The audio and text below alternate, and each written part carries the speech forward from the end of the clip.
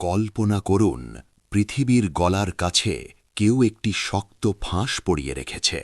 এই ফাঁস যদি মাত্র কয়েক মিলিমিটার টাইট হয়, তবে অচল হয়ে যাবে আমেরিকার সুপার পাওয়ার, থমকে যাবে ইউরোপের কলকারখানা, আর অন্ধকারে ডুবে যাবে অর্ধেক পৃথিবী। এটি কোনো সায়েন্স ফিকশন নয়। পারস্য উপসাগরের বুকে ৩৩ কিলোমিটার চওড়া এক সরু গলি, নাম হরমুজ প্রণালী। কেন এই এক চিলতে জলপথকে বলা হয় গ্লোবাল এনার্জির ডেথ চোক পয়েন্ট? ম্যাপের দিকে তাকালে দেখবেন এটি পারস্য উপসাগর আর ওমান উপসাগরের একমাত্র সংযোগস্থল। এর একদিকে ইরান, অন্যদিকে ওমান। যদিও এটি ৩৩ কিলোমিটার চওড়া, কিন্তু বিশাল তেলের ট্যাঙ্কার চলাচলের জন্য নিরাপদ পথটি মাত্র ৩ কিলোমিটার প্রশস্ত। অর্থাৎ এটি একটি প্রাকৃতিক বটলনেক। পরিসংখ্যান শুনলে আপনি অবাক হবেন।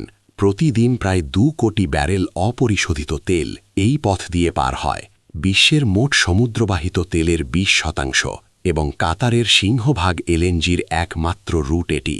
যদি একদিনের জন্য এই পথ বন্ধ হয়, তবে বিশ্ববাজারে তেলের দাম এক নিমেষে আকাশচুম্বী হয়ে যাবে।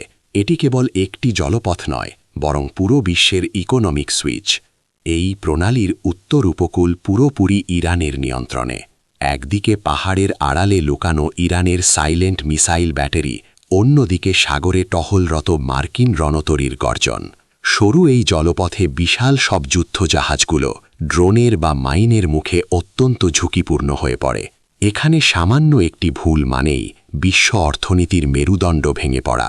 জ্বালানি নিরাপত্তা আর সামরিক শ্রেষ্ঠত্বের এই লড়াই কোথায় গিয়ে থামবে তা সময়ই বলে দেবে। ভৌগোলিক অবস্থান যখন শক্তির প্রধান উৎস হয়, তখন হরমুজ প্রণালীর মতো জায়গাগুলোই ইতিহাসের মোড় ঘুরিয়ে দেয়। দেখতে থাকুন অ্যাটম এক্সপ্লোর।